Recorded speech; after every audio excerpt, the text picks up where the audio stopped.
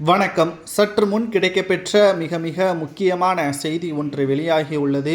துணை முதல்வர் உதயநிதி ஸ்டாலின் அவர்களை பஞ்சாப் நீதிமன்றத்தில் அடைக்க உள்ளார்களா? வெளியான தகவலால் பரபரப்பு ஏற்பட்டுள்ளது.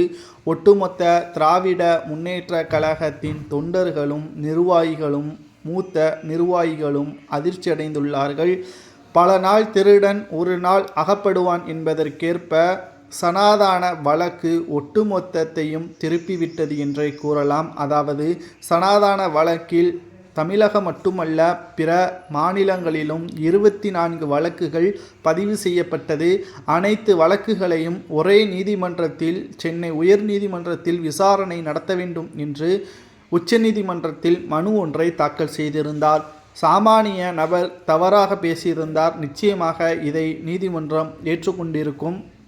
அமைச்சராக இருந்து கொண்டு அனைவரும் சமமாக பார்க்க வேண்டிய பொறுப்பில் இருந்து கொண்டு வாய்க்கு வந்ததை கூறிவிட்டதன் காரணமாக ஒட்டுமொத்த குறிப்பிட்ட சமூக மக்களை மனதில் காயப்படுத்தி புண்படுத்தப்பட்டதன் காரணமாக வழக்கு விசாரணை அந்தந்த நீதிமன்றத்தில்தான் நடைபெறும். நீங்கள் சென்று வழக்கின் பொழுது இறுதி தீர்ப்பின் பொழுது மட்டும் கலந்து கொள்ள வேண்டும் என்று உச்சநீதிமன்ற நீதிபதிகள் தெரிவித்திருந்தார்கள். இந்த நிலையில்தான் தற்பொழுது பஞ்சாப் நீதிமன்றத்தில் இந்த வழக்கு விசாரணை இன்று நடைபெறுகிறது.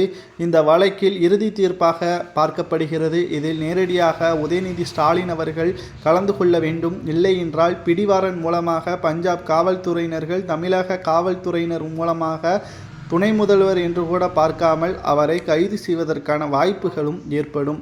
இதனால் இன்று மாலைக்குள் பஞ்சாப் நீதிமன்றத்தில் ஆஜராக வேண்டும். இல்லை என்றால் மிகப்பெரிய அளவிலான சிக்கல் ஏற்படும் என்ற தகவல் சமூக வலைதளங்களில் வைரலாக பரவி வருகிறது. இதைத்தான் பல நாள் திருடன் ஒரு நாள் அகப்படுவான் என்பதற்கேற்ப பல்வேறு சமூக வலைதளங்களிலும் உதயநிதியை பற்றியான விமர்சனங்களும் பேசப்பட்டு வருகிறது. உதயநிதி ஸ்டாலின் அவர்கள் சனாதனத்தை பற்றி பேசி நாம் அனைவரும் திமுக இந்தியா முழுவதும் பிரபலமாகிவிட்டோம் என்று நினைத்து கொண்டிருக்கிறார். ஆனால் வடமாநிலங்களில் உதயநிதியின் புகைப்படங்களை கழிவறையில் ஒட்டி அவரை அவமானப்படுத்தும் நிகழ்வாகவும் இதனால் இந்தியா கூட்டணி தொடர்ச்சியான தோல்வியாகவும் பார்க்கப்படுகிறது.